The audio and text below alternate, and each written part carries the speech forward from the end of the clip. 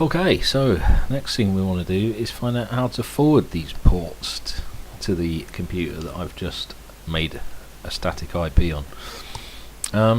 Now on the bottom of your router, or written on it somewhere, you should have your router address, admin and password for logging into it. So how do we log into it? Bring up your browser. If you remember from when you brought up the command window and it showed you the default gateway, okay, it's the default gateway IP that you want to put in here. In our example it was 192.168.0.1. Press enter on that and hopefully it will give you a window here to access your router. Okay, so first time you use it you'll probably need to put in your admin name and password as written on your router. Now, hopefully nobody's changed it, and you can sign in.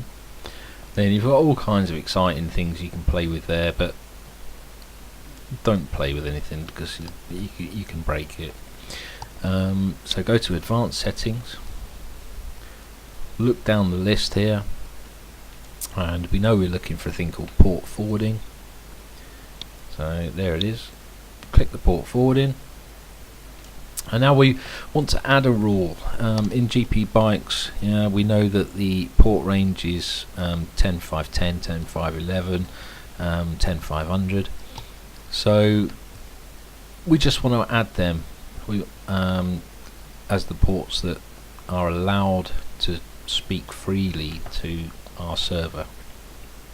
So obviously I've already got them in mind, but I'll just show you how to add it. So we put new server. In this case we'll say 10.500, sorry, 10.500 to 10.5.10. Okay, so that's a whole range there. You can just put a single port in. You can put a range. I use a range because I'm running more than one server that I can allocate to different IPs in that range. UDP is the only one you actually need, but I do both. The IP address is obviously the IP address of the PC that you're running the server from, and from the previous videos you know that is 192.168.0.8. Okay, that's in my case. It may not be the same as yours. Whatever you changed it to is what you need to put in, and then you just click add rule. In my case it's going to say selected port ranges overlap because I've already got them in. But finally click the apply button,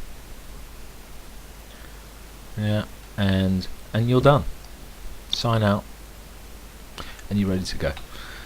What you might have to do is, if you find you've got no internet connectivity on your PC that you've just made into have a static IP, then you might need to reboot it. But apart from that, you're done.